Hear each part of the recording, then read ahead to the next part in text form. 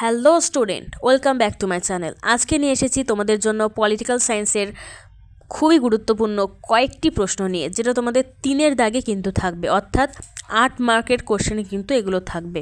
তো প্রত্যেকটা কোশ্চেনই কিন্তু খুব গুরুত্বপূর্ণ, অথবাতে যে কোশ্চেনগুলো আমি দিয়ে রেখেছি সেগুলোও কিন্তু খুবই গুরুত্বপূর্ণ।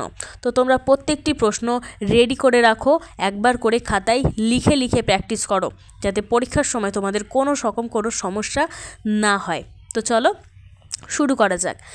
নিম্নলিখিত প্রশ্নগুলির উত্তর দাও, বিকল্প প্রশ্নগুলি লক্ষণীয়, এরকমভাবে কিন্তু তোমাদের কোশ্চেনগুলো থাকবে।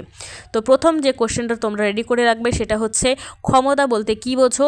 ক্ষমতার মূল উপাদানগুলি সম্পর্কে আলোচনা করো। 2+6। অথবাতে যে কোশ্চেনটা তোমরা পড়ে রাখবে, জাতীয় স্বার্থ কাকে বলে? জাতীয় স্বার্থ রক্ষার বিভিন্ন উপায়গুলি আলোচনা করো। 2+6 আকারে কিন্তু এগুলো পড়ে রাখবে। অথবার কোশ্চেনগুলো কিন্তু খুবই গুরুত্বপূর্ণ, স্ক্রিনশট করে নাও অথবা লিখে নাও। টাইপিং মিস্টেকের জন্য 3 এবং 5 দাগের কোশ্চেন আমি আগে লিখে ফেলেছি। তো 5 দাগের জন্য তোমরা যেটা পড়বে সেটা হচ্ছে, ভারতের বিচার ব্যবস্থার বৈশিষ্ট্যগুলি আলোচনা করো। 3+5। আর ভারতের সুপ্রিম কোর্টের গঠন ও কার্যাবলী আলোচনা করো। খুবই গুরুত্বপূর্ণ, মোস্ট গুরুত্বপূর্ণ।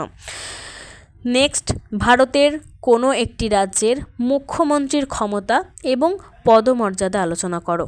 3+5 আকারে পড়ে রাখবে। এবং অথবাতে তোমরা যেটা পড়ে রাখবে সেটা হচ্ছে, ভারতের রাষ্ট্রপতির ক্ষমতা এবং কার্যাবলী আলোচনা করো। অথবাতে যে কোশ্চেনগুলো বলা হচ্ছে সেগুলোও কিন্তু খুবই গুরুত্বপূর্ণ। তো কোনো কোশ্চেন কিন্তু তোমরা মিস করবে না, প্রত্যেকটা কোশ্চেনে গুরুত্বপূর্ণভাবে রেডি করে রাখো। পরীক্ষার সময় আমি কথা দিলাম, কোনো সমস্যা হবে না। 2 দাগের জন্য তোমরা যেটা রেডি করে রাখবে সেটা হচ্ছে, উদারনীতিবাদ কাকে বলে? উদারনীতিবাদের মূল বৈশিষ্ট্যগুলি আলোচনা করো। 3+5 আকারে পড়ে রাখবে। 4 দাগের জন্য তোমরা যেটা রেডি করে রাখবে সেটা হচ্ছে, ভারতীয় পার্লামেন্টের ক্ষমতা এবং কার্যাবলী আলোচনা করো। এই ছিল আজকের টোটাল, মাত্র অল্প কটা কোশ্চেন আমি দিয়েছি, 6, 7, 8টা কোশ্চেন দিয়েছি। খুবই গুরুত্বপূর্ণ, প্রত্যেকটা কোশ্চেনই কিন্তু তোমরা খুব ভালোভাবে রেডি করে রাখবে। আরও যদি আমি কোনো সাজেস্টিভ কোনো গুরুত্বপূর্ণ প্রশ্ন পাই, আমার চ্যানেলের ভিতরেই আপডেট করে দেব। তোমরা সাবস্ক্রাইব করে আমার চ্যানেলের পাশে থেকো।